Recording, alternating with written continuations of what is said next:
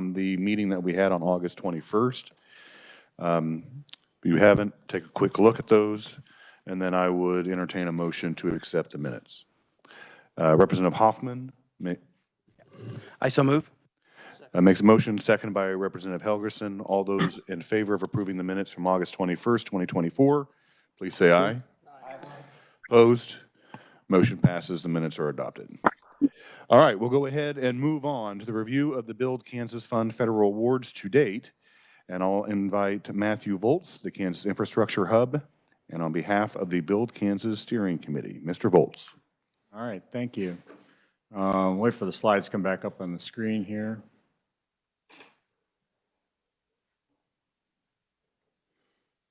Perfect, thank you. Today we're going to share 7 applications to the Build Kansas Fund. Before we get started, I want to make sure everyone's aware of our process. Just so you know, the Bipartisan Infrastructure Law, also known as the Infrastructure Investment and Jobs Act, it's $1.2 trillion across 5 years. 400 programs, 60% of that bill is a BIL is formula funds, and 40% is discretionary funds. And those discretionary funds are what we are helping folks apply for through the Kansas Infrastructure Hub and the Build Kansas Fund. We do have a process. We go through a completeness check at our level at the Infrastructure Hub office, then goes to our steering committee for approval, and then comes here to the advisory committee for advice and approval. And once we get that, we send notices out to our applicants that they have been approved for Build Kansas funding, and they can use that in their federal award grant applications.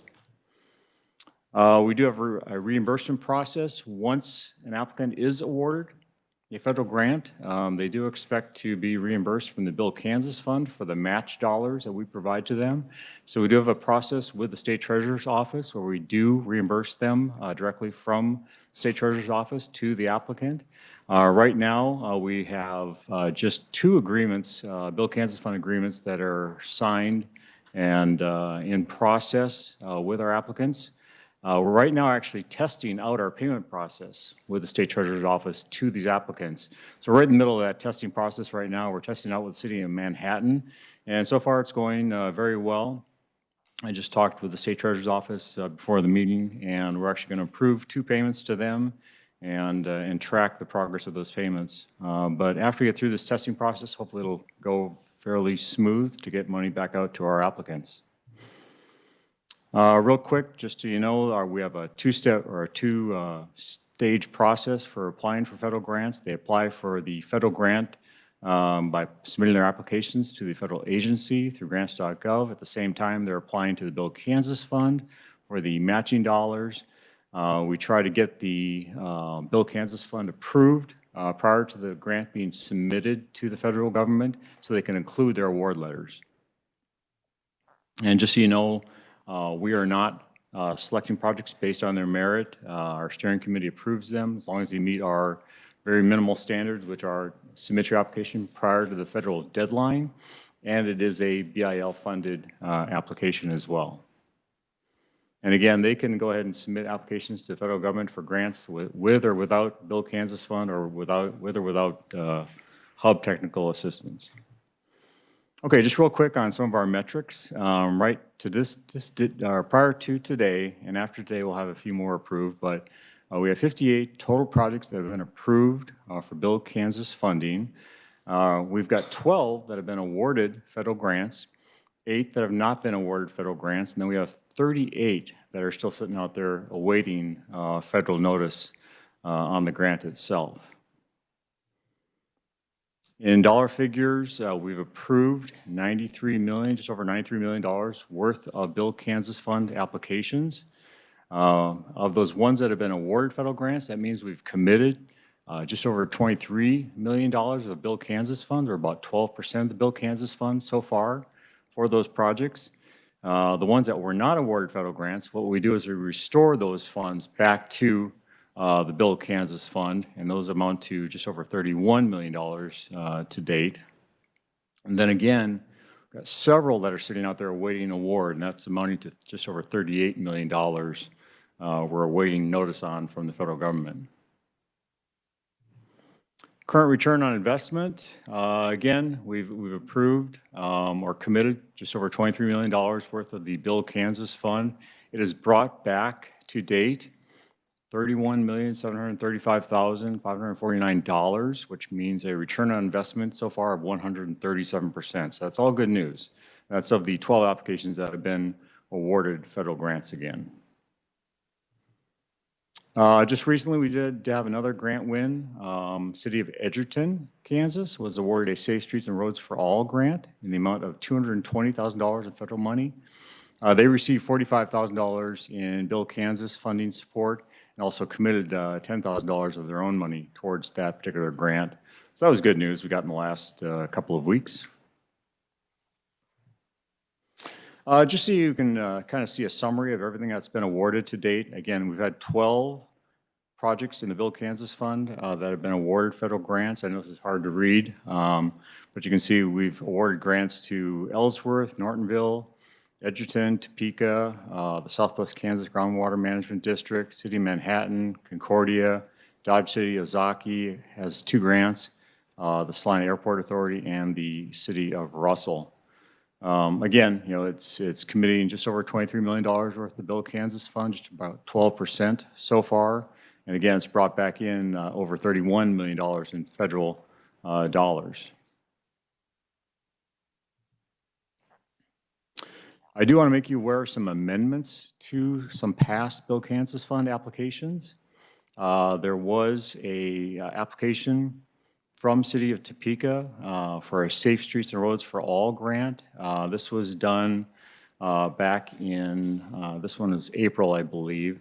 They had applied for $8 million worth of federal funding. They were actually received a reduced award from the federal government for $4,312,000, which ended up reducing our Bill Kansas Fund match dollars from $2 million down to just over $1 million. So that has been changed in our trackers. Project 2024-027, which was the City of Edgerton. And again, this was that Safe Streets and Roads for All grant I just mentioned. They had actually changed their federal request in their application from $180,000 to $220,000. They were awarded all $220,000. That, of course, increased the match that is required, but the City of Edgerton actually covered that and did not change the Bill Kansas Fund request. That's good news. Just 2024-055, which was from Topeka, which was the Active Transportation Infrastructure and Investment Program grant. This is the one where back in July we'd asked them to commit 5% of the match amount. They did that, so we had to amend their application package. And same thing with 2024-060 from Coffeyville. Again, we asked them to amend their application package and commit 5% of the match dollars, which they did. So we did update their application package to reflect those amounts.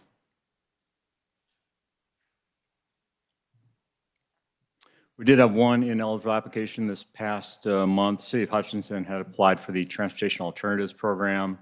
The due date for that was back in May. The application was not received until August, and that did not meet one of our requirements, which is to submit your application prior to the federal deadline, so we did have to decline that application.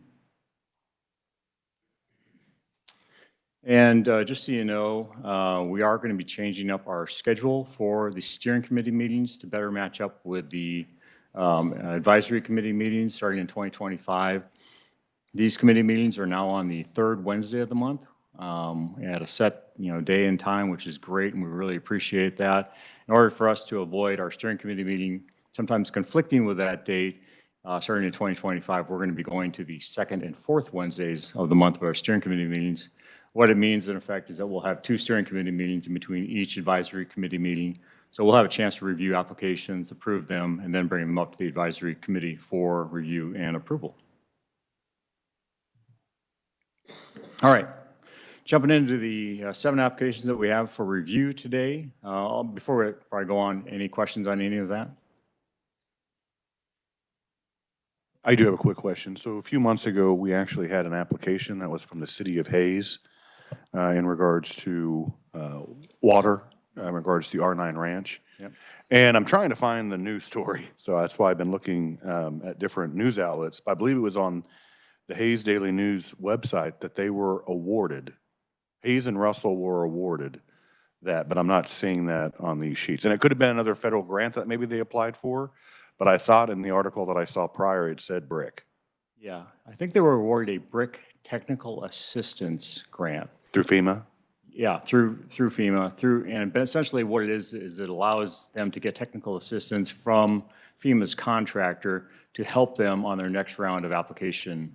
Essentially, it's just saying, hey, we'll come in and help you out with your next grant application, try to bolster it and improve it so it has a chance to be more competitive at the federal Okay, level. so I was just wondering for something else or for something that we had done in prior meetings, because yesterday I had a conversation with the mayor of the city of Russell, and he wasn't aware of it. So that's why I'm just kind of asking that question. Yeah, it didn't go through the Bill Kansas Fund. I mean, it didn't require any match dollars. It didn't go through us, but they did get that technical assistance award. Any other questions? Senator Reddy.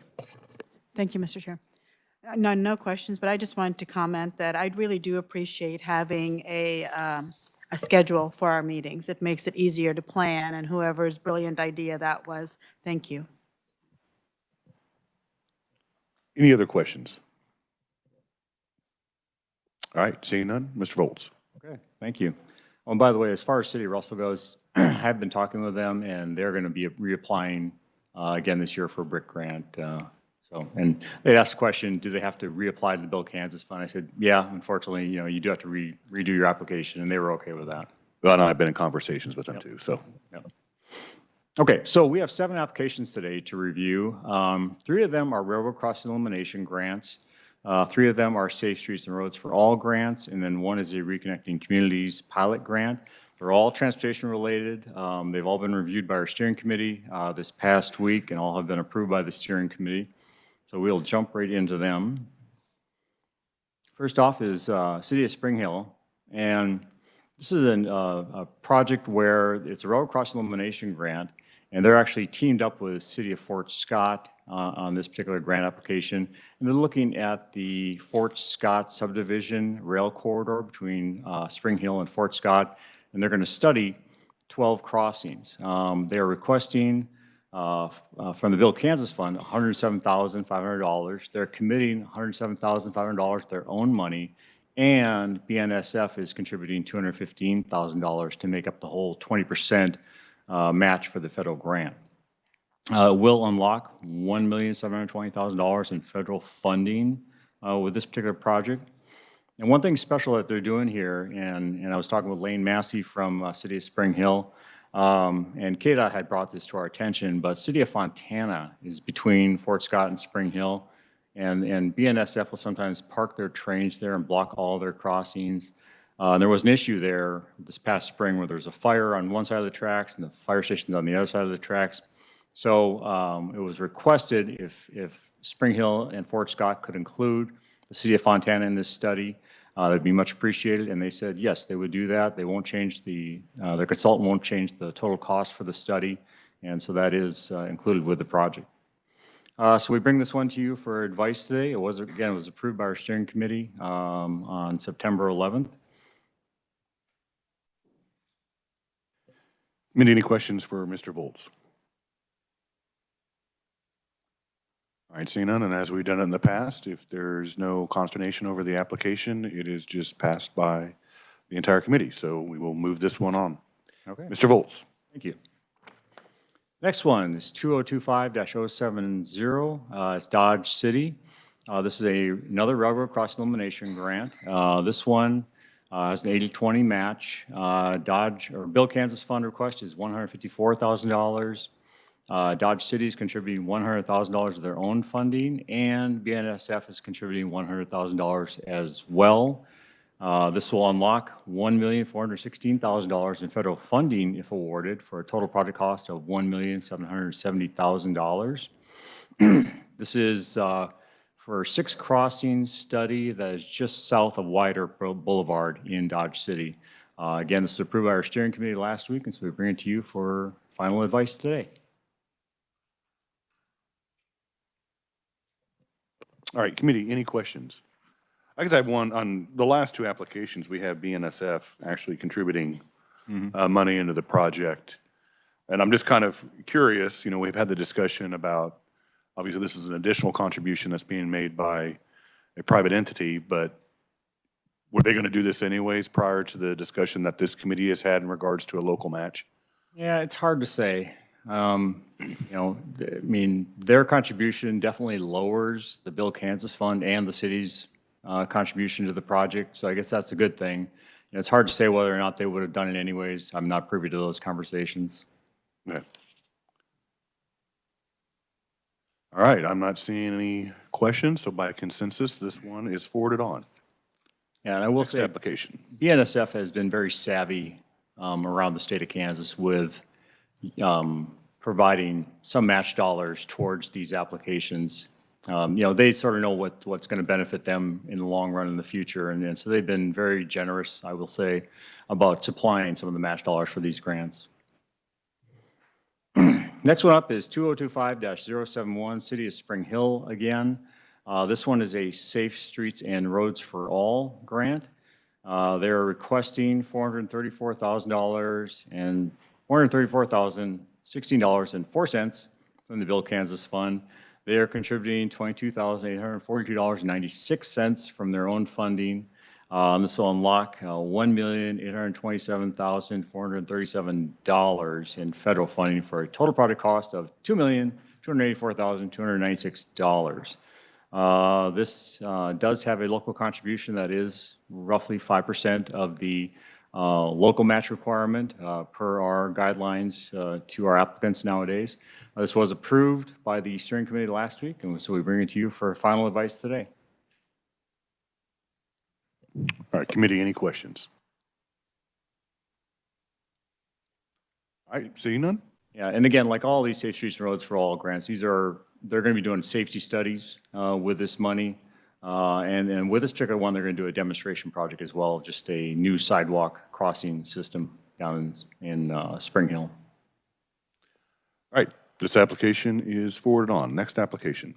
All right, City of Liberal, 2025-072. This one is for a railroad crossing elimination grant.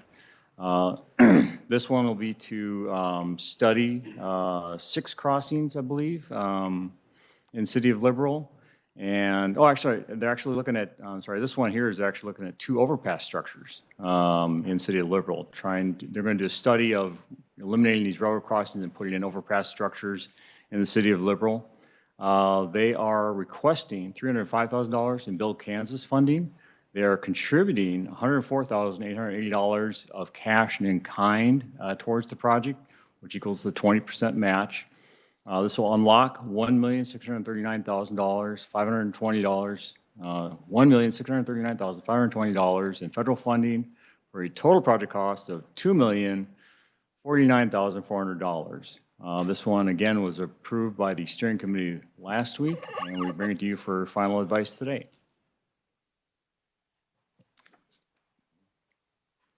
Do they have a description of the in-kind? I believe it was project management and project administration time. Yep. Senator Schallenberger. Thank you, Mr. Chairman. I'm just a curious question. So this $2,050,000 is just to study this. So who makes $2 million? An engineering firm?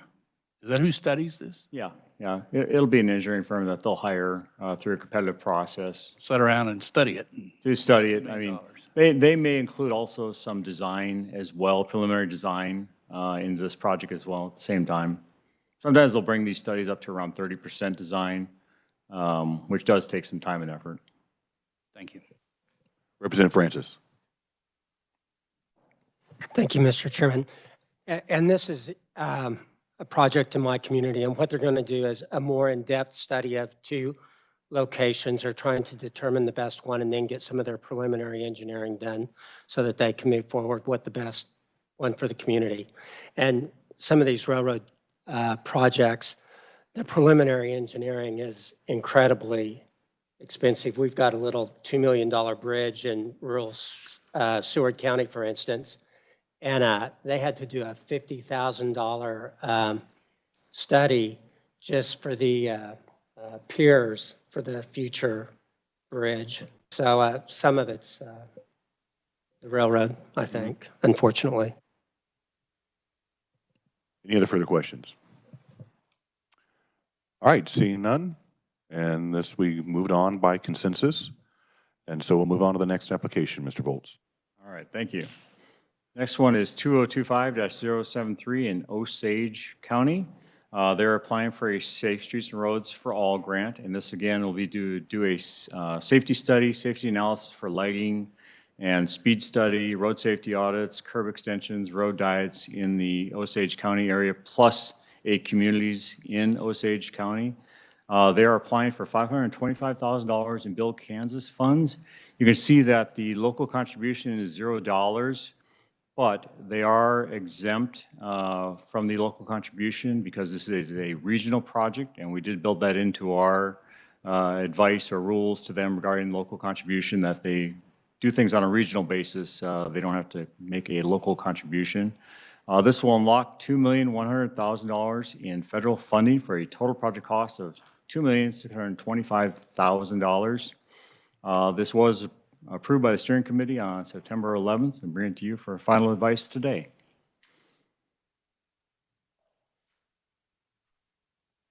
Committee, any questions? All right, seeing none, this is being passed on to the federal government by consensus. Next Thank you. application. Next up is City of Ogden, number 2025-074. This is another Safe Streets and Roads for All grant. And this again is for a comprehensive safety action plan.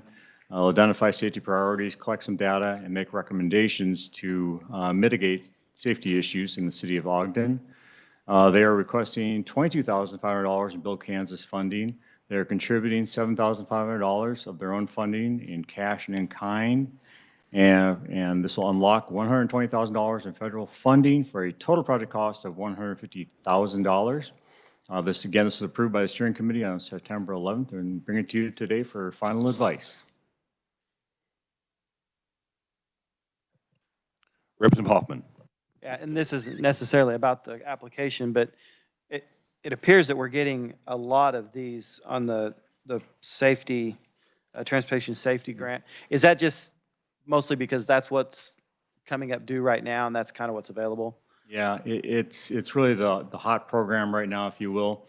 And they had 3 separate deadlines this summer. So that's why you're seeing a lot of these pop up each month, because we're getting applicants for each of the application cycles, essentially. Okay, so as another one probably gets to be more hotter, than we'll see more of another type of Right. grant later on. Yeah, exactly. And, Okay. and this should be the last of the Safe Streets and Roads for All, because they were all due on August 29th. And this one did get their application in prior to that. They're just now getting reviewed by the Bill Kansas Fund. Okay, all right. Thank you, Mr. Chairman. Committee, any further questions? All right, seeing none, this application is being passed on. Next application. Okay. The last one we have is 2025-075, City of Osawatomie.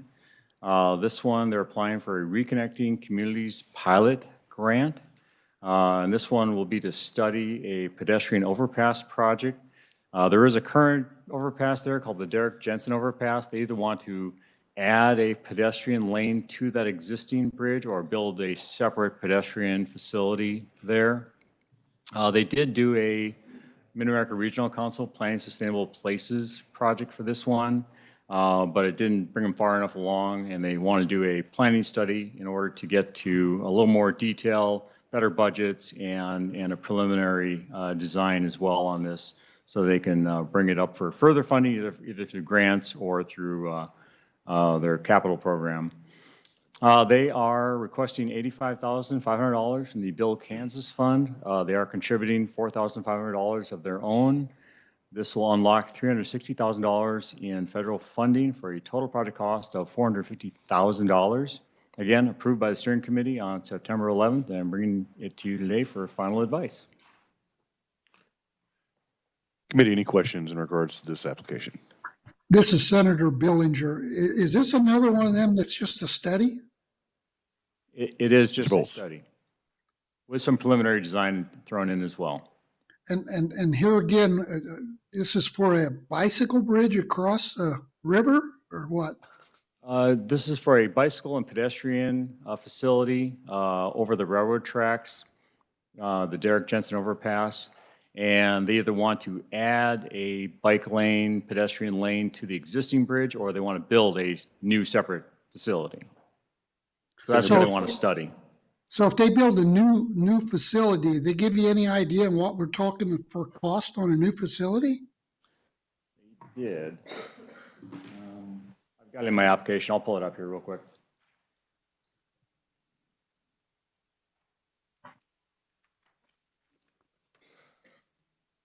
Yeah, if they do a new facility, and they've got a few options in the application package, and they range, adding a trail to the existing bridge is around $2.8 million. Replacing or putting up a new structure is around $4.4 million. This is for a bridge over a railroad track. Correct. Man, I tell you what, I'm in the wrong business. I think all these, like I said, this is the first time I've attended one of these meetings, but the kind of money we're spending for studies is unbelievable. Mr. Volz, did you have a comment on that? Well, as an engineer and a former consulting engineer, I will say that, the study costs, I mean, they seem pretty in line to me as far as what these studies typically cost. Senator Bellinger? Well, I don't know. Like I said, it looks to me like if you're going to spend $450,000 on the total project and most of it is a study, I mean, that's just to me is it's out of line. Just like I think the ones earlier we talked about in liberal, I question it. Senator Schallenberger?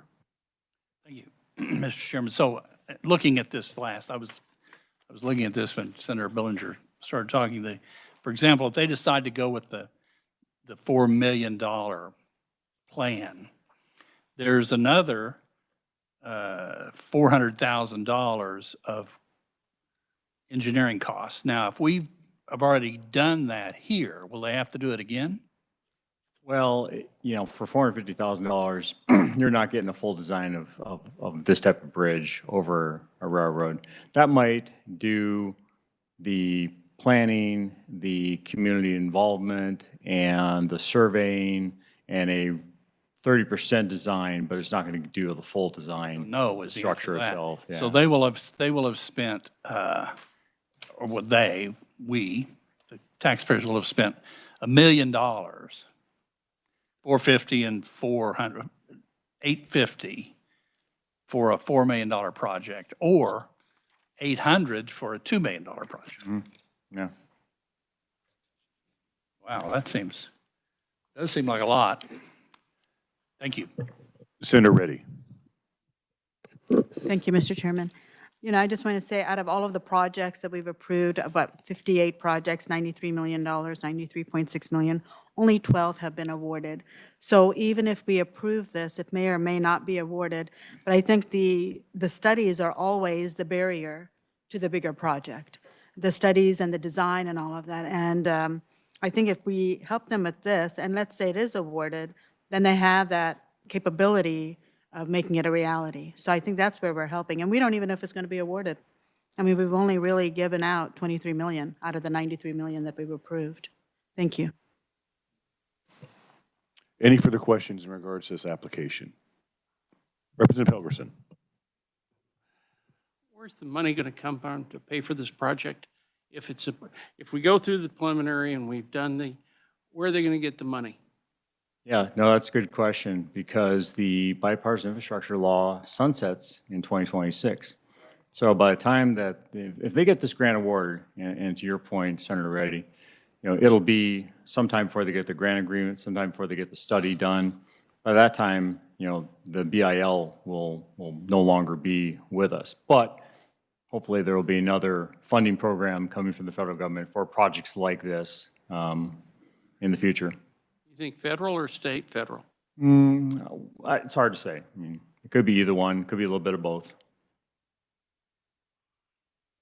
The problem that I have with this and many of the other projects is we're starting out spending all this money for planning I don't think that we necessarily are going to have the federal funds or the state funds in order to do it. And that's, the questionable thing is, would we spend it for a bike pedestrian walkway over a railroad track? Is that the priority that we have for a multi-million-dollar project? We keep going down this track, and I don't see necessarily that maybe the federal government, depending on what happens in the election, may have some funds available, but if they don't, I don't see this group coming forward and saying this is a high priority and we'll make money available. I just throw that out. I understand this fits with all the guidelines, and my friend Doug Walker down from Osawatomie is probably loving this project for the bike trails, et cetera. But it raises real questions about, we're spending a lot of money when we haven't even decided that we're going to spend the money for the project eventually.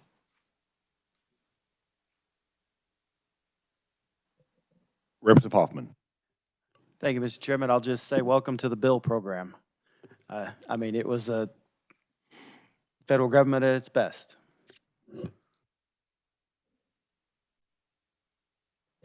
Any other comments or questions? I would like to comment back just to Senator Reddy's point about the fact that, you know, studies and planning studies are really an important part of this process. I mean, it has to be done, you know, before we can actually jump into the detailed design work, and it is part of the process. And yeah, I know it seems like a lot of money is being spent on studies, but it really is a stepping stone towards getting towards a full design and funding for a bigger project. All right, any other questions or comments? Okay. Mr. This Chair. application. Sorry. I had my Yes. hand raised Representative if I Vaughn. can. Thank you, Mr. Chair. I just wanted to chime in too. It seems like here that there's some questioning of the value of this application, and I guess I don't really see that as our role, the committee, to tell a community what project has value. If the city is coming to us and saying this is something that our community members have told us is important. We want to increase walkability and bikeability to, improve public health, to increase connectivity, all those things. I think it's our job to listen. So, I think if they've met all the requirements, then it seems like a good application to me, and would also reiterate Senator Reddy's point that, in order to have a good project, there has to be a good plan. And if it's in line with the standard engineering costs, then I think that makes sense. So I just wanted to express my support for this application. Thank you. Any further discussion? All right, see none. We'll go ahead and move this one on as well. That was the last application, correct? Correct. And then we have right now committee discussion, advice, and recommendations. Or did you want to go into the application for the city of Topeka? No? All right. No. All right. Well, I think what I would say for committee discussion, advice, and recommendations from the conversation that we just had on the last application and some questions that arose on other applications, and as Mr. Volz mentioned, the bipartisan infrastructure law is going to be expiring in 2026. And so if we do, and I'm opening this up to a conversation, just what I was thinking when I was listening to everybody and their comments regarding the studies that are being applied for. Perhaps it would be prudent to have in the application is what the anticipation is if the study is approved by the federal government and completed after 2026. What is the plan of actually making whatever project that they have in their application coming to fruition? And I think it's a fair statement to, because we don't know what the federal government is going to be coming up with beyond the bipartisan infrastructure law. The only reason why we came up with the Build Kansas program was try to draw down more federal dollars because, I mean, it was there by the federal government when they set it up, but there's no guarantee that they're going to come up with another plan. And so if we're going to approve taxpayer dollars in the state of Kansas to be used and utilized for a study, then we, I think, need to be stewards of that money and say, okay, what is your plan if the bipartisan infrastructure law is no longer there and they can't draw down those funds? I'm just opening that up to discussion. Representative Helgerson. Let me also add, which we haven't had the conversation, but I can hear the footsteps in the hall, and that is, we've committed what, 90-some million? Approved 90-some million. Yeah. Approved 90-some million. And this was for a total of 200, was it 250? 200 million. 200, I can't remember. Someone's next year or the year after is going to say, well, let's put some more money into this because the money's running out. And we should start that conversation now rather than later when somebody drops it in a conference committee at the end of the session, whether or not we think it's appropriate. And if it has been appropriate, we should show the return on investment that you provided us today, but at least be talking about it and looking one way or the other for it in the future. And if there's some particulars like we want to do bike trails or we don't want to do bike trails or whatever the projects, give some guidance to future legislators and the committee. Well, what I would respond to that is if you look at the 100 million that we have already put aside because we're in year 2 of the Build Kansas program, we have committed 23,100,000 of the 100 million. Obviously, for future legislators or legislatures, it'll be, as it is for all of us, a learning curve on learning all the projects and programs and other entities that we have out there with that prior legislators created. And we've all had to learn that as well. But I know we have it's said that we have $93 million committed, but what is our percentage? I mean, it was out of the previous meeting, but the federal government actually approves what percentage of the amount of applications that we forward to them? Well, right now, we have 60% of our applications have been approved. Right. So that's pretty good. Now, with these ones we'll add today, again, we'll have more that are sitting there awaiting federal award. And, it may seem like there's a lot of projects that we have sitting there that are waiting on these federal awards, which is true. But keep in mind, we have an election coming up in roughly 45 days. And the current administration likes to hang on to these award announcements because they want to have good news coming out of Washington, D.C. So I think what you're going to see is here in October, you're going to see a lot of these programs make their announcements because they're going to want to, the current administration is going to want to get that news out there. Of course, poignant timing to have all that released. Senator Reddy. Thank you, Mr. Chairman. The 2 points that were points of question here are for discussion. One, what is the plan after the study is done to see if that should be part of the application? I think, we keep changing the rules. So now we're going to add another layer of, once you want this, what is your next plan? And I assume we can do that. It's up to us what we want to add on to it. But I also want to make sure that we understand, we don't know what the future funding sources look like. So even if this study is planned and that's what they're working on, there are other resources that they may not be able to tap into or even know about when they start applying for that. And the previous other applications, we didn't request it. One, we didn't request a local match, and now we're going to request a study to what's going to go on after the study. And I think the studies are very instrumental. As far as adding more money or for the next few for the next legislature. Is that a budget item that we need to discuss right now and make a ask for in appropriations? I don't know what the dialogue or discussion on that is. Well, and Jill, I'm going to refer to you, but I believe when it was created in the 2023 legislature, we had put $50 million over 4 years, so a total of $200 million plus administrative costs went into it as well. And I think the first infusion of money was actually from ARPA to get everything up and running. There is a condition in the language about the State Finance Council, correct? Jill? Yes, thank you, Mr. Chairman. I think what you're referring to is there's 50 million a year from the state general fund, and then if the State Finance Council would find that that 50 million is not enough of projects that have been approved, then the State Finance Council can look at that and increase the transfer for a fiscal year, but under no provisions that are currently allowed right now would that State Finance Council amount go over 200 million. So with that, a follow-up, for the first, I'm assuming we're done with the first year, and we're still at 23 million? Is that right? Correct. So we haven't met the 50 million threshold? Nope. It just goes on to the next fiscal year then? Correct. Correct. Thank you. And then just for everybody's knowledge, because I've talked to Jill about this, let's say we get into year 4, we didn't exceed or hit the 200 million, then all those dollars go back to the state general fund. That's the way the program was set up in 2023. That is correct. Representative Hoffman.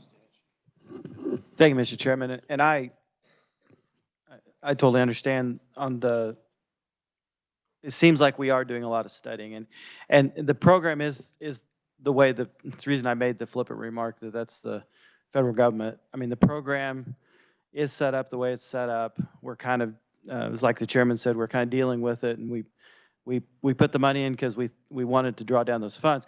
I think my frustration is that it seems like when this first came out, my anticipation was we were going to see a lot of projects from smaller communities that were really, really needed.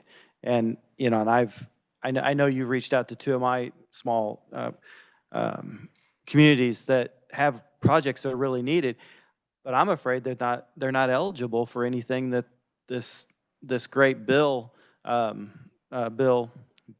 guess was, has. And so I think that's the frustration that I see, is that we're reduced now to bike paths and things like that. So I hope that we do start seeing some projects, and I'm not saying it's against you guys, because I know it's what is available.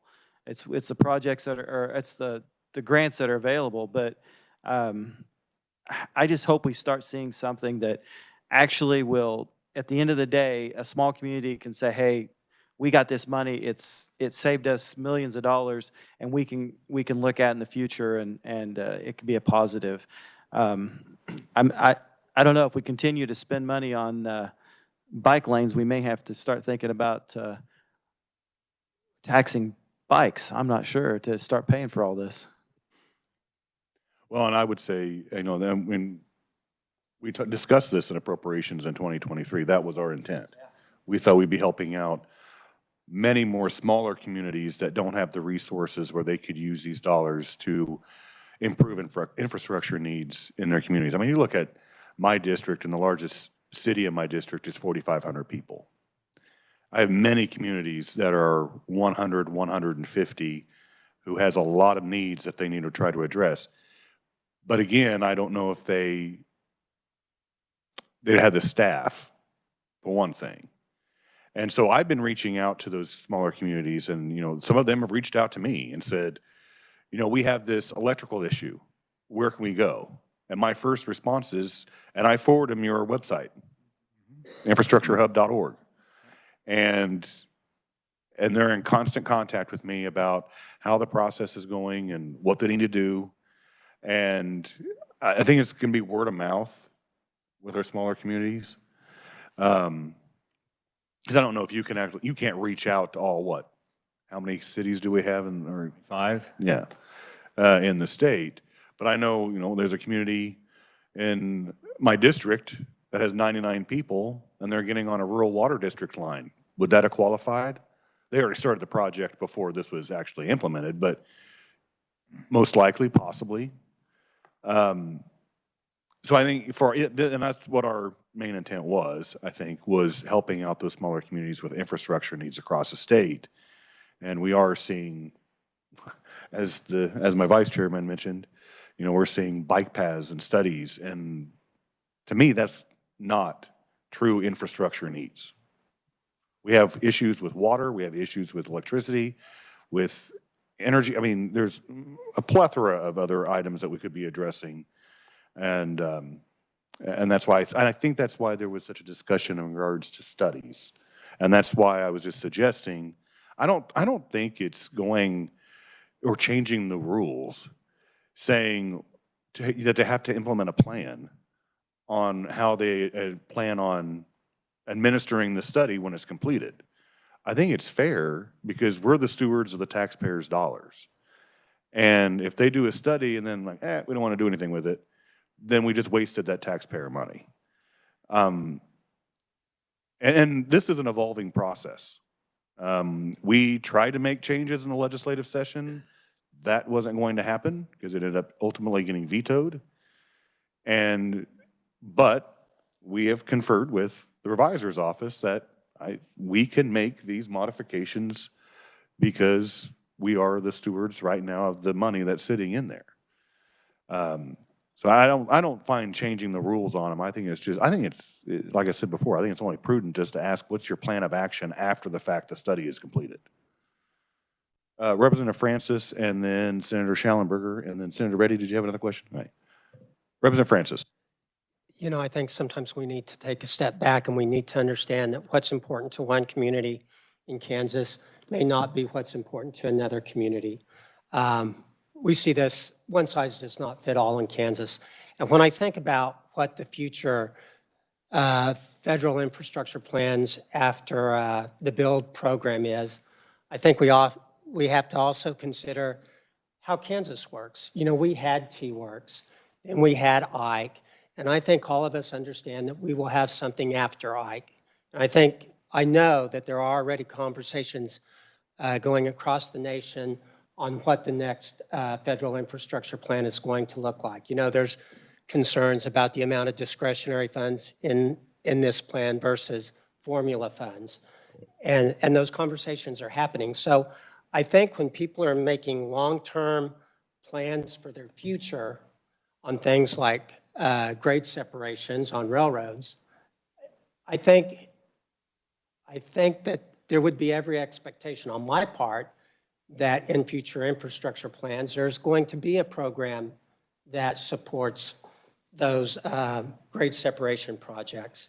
And I just think we have to really, really consider that, because I know my community is right now looking at 2 separate locations, and they're trying to find the one that best fits the community and then get the preliminary engineering done so that when the next plan comes around, they can apply for that. So I don't want us to put so many burdens on these communities that they don't feel like we're there so that they can plan for the future. Senator Schallenberger. Thank you. I've told this story before. I'll bore us with it one more time. I was the mayor of Baxter Springs up until I got in the Senate, and the state of Kansas has KDOT has a matching program for local roads. These are city blocks. And I was brighter than the previous mayor, so I thought, well, we'll go to the state and we'll get in the match program. And we had our asphalt guy come out, and he said, for $8,000, we'll do $8,000 a block, we'll do 10 blocks, $80,000. So I went to KDOT, and they said, well, have you engineered that? No. Have you got curb and gutter on that? No. Ditches, that's what we've got in Baxter Springs. Well, no, you can't, you don't qualify. But if you want to study it, so it would have cost us $1 million to do what we did for less than $100,000. So we didn't apply for the state money or the federal money, and we just did it. I think that the government gets in the way. If I were a businessman and I wanted to put a road, a bike path over a railroad, I think I could do the whole thing for what the engineering cost is. Now, I know your engineers would say, but will it fall apart? But I think we make things more expensive. I think the government causes inflation. We cause things to cost more. And I wonder if you took half of these applications, this is just food for thought, and said, well, yeah, we'll give you the 800,000 or the 400,000 or the 40,000, or by the way, you just want the money and go do something with it. They'd probably all of them say, well, if I don't have to apply for this grant, just give me the 800,000. I'll go build a road somewhere. Thanks. Senator Reddy. Thank you, Mr. Chairman. I think Representative Francis kind of explained what I had in mind as well. Ogden is in my community, small town of Ogden, and it has Fort Riley right next door to it, a few feet away. So when they put in an application a few months ago, that was denied. That was not approved. We approved it, but it was not approved federally, I believe. So this is a different application. And the person who applied for this application is Angela. Angela is also the zoning planner. She's the city manager, and she's the grant writer. And she's been on so many webinars trying to figure out how to write grants. And she does everything in that community with a handful of staff. And they've done everything they can for that. And I'm just using this as an example because I know it so well. So when they look at safe routes and walking paths in a very high traffic area with cars going in and out of Fort Riley, that is a very meaningful safety precaution they need to take for their community. And if we have them put in, okay, once you get this study done, what is your plan? I'm sure she can do that. It will take away from so many other things that she needs to do right now because she doesn't even know if she's going to get that money or not. So I think they wouldn't ask for a study without having some kind of other federal funding or other types of money that they can apply for once they have this. Unfortunately, anything that a community wants to do asks for the study first. And if we give them just $1 million and do what you want, that's not going to create a quality product. In fact, it might cause more danger. So I just want us to be cautious on how we are handling. And just because we don't find it important doesn't mean it's not important to that particular community of 1,900 in this case, or 900 in another case. And I want us to also adhere to what the words infrastructure means. If it means bike paths, if it means walking, it means roads, railroads, all of that, and not try to change the definition of that as well. Thank you. Any further discussion from the committee? All right, I'm not seeing any. We had a good discussion in regards to studies today. If you haven't yet, please get me your voucher.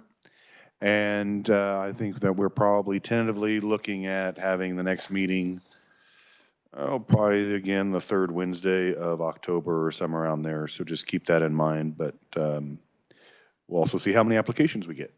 So until the next meeting, we are